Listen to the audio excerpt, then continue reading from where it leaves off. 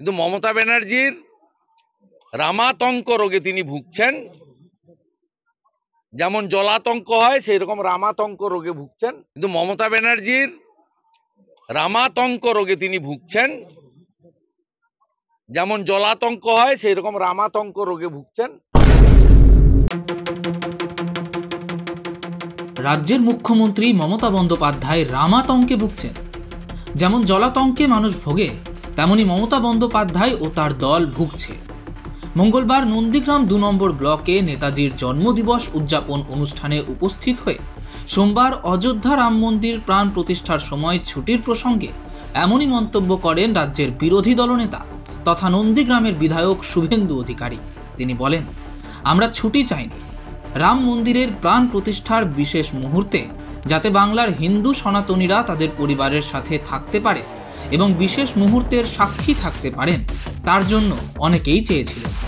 সেই মতো আবেদনও করা হয়েছিল, কিন্তু তা মান্যতা দেওয়া হয়নি, কারণ উনি রামাতঙ্কে ভুগছেন বলেই এমনটা মনে করেছেন। ইন্ডিচোটের শুধু পিণ্ডদান বাকি আছে, লোকসভা ভোটে আমরা পিণ্ড দিয়ে দেবো। নেতাজি সুভাষচন্দ্র বসুকে যদি কেউ রেসপেক্ট দিয়ে থাকেন, নরেন্দ্র মোদী দিয়েছেন। দিল্লির কর্তব্য পথে ওনার মূর্তি স্থাপন করে আর যে ফাইলগুলো কংগ্রেস লুকিয়ে রেখেছিল নেহরুরা, সে ফাইলগুলো প্রকাশ্যে এনেছেন। আর নেতাজি সুভাষচন্দ্র বসু যদি প্রথম প্রধানমন্ত্রী হতেন তাহলে ভারত খণ্ডিত হতো না, অখণ্ড ভারত আজকে আমরা দেখতে পেতাম। সর্দার বল্লভভাই প্যাটেল থেকে নেতাজি সুভাষচন্দ্র বসু রেসপেক্ট যদি কেউ দিয়ে থাকে, নরেন্দ্র দামোদর দাস মোদী দিয়েছেন। এদের কাছ থেকে জ্ঞান শোনার কোনো দরকার নেই। রামলালার জন্য কেউ ছুটি চায়নি। 12:29 মন্দিরের প্রাণ প্রতিষ্ঠা হয়েছে, দেখার সুযোগ চেয়েছিল লোক।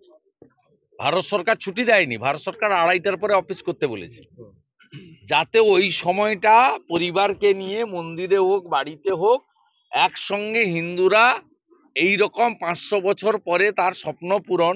এ দিন তো বারবার আসবে না।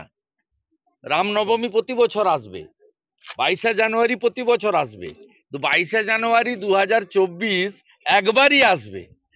3 লক্ষ হিন্দু প্রাণ দিয়েছেন, একদিনে বাবর 1 লক্ষ হিন্দুকে কেটেছেন রামের জন্মস্থান দখল করার জন্য।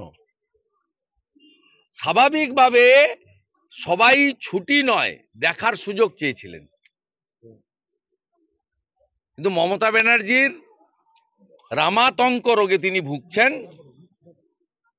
যেমন জলাতঙ্ক হয় সেই রকম রামাতঙ্ক রোগে ভুগছেন, তাই তিনি দেখতে দেবেন না। কিন্তু মমতা ব্যানার্জির রামাতঙ্ক রোগে তিনি ভুগছেন। যেমন জলাতঙ্ক হয় সেই রকম রামাতঙ্ক রোগে ভুগছেন, তাই তিনি দেখতে দেবেন না। পাশাপাশি এদিন তিনি বলেন, নেতাজিকে যদি কেউ সম্মান দেন তিনি আর কেউ নন, তিনি হলেন ভারতের প্রধানমন্ত্রী নরেন্দ্র মোদী।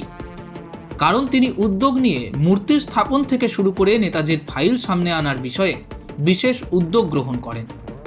নেতাজি প্রধানমন্ত্রী হলে ভারত ভাগ হতো না, অখণ্ড ভারত হয়ে থাকতো। আমরা নেতাজির আদর্শকে মান্যতা দিয়ে থাকি, তাই তাকে স্মরণ করে থাকি, তার দেখানো পথ অবলম্বন করে থাকি। এদিন মুখ্যমন্ত্রী মমতা বন্দ্যোপাধ্যায় ও তার পরিবারকে আবারও চোখ রাঙানি দিলেন শুভেন্দু অধিকারী।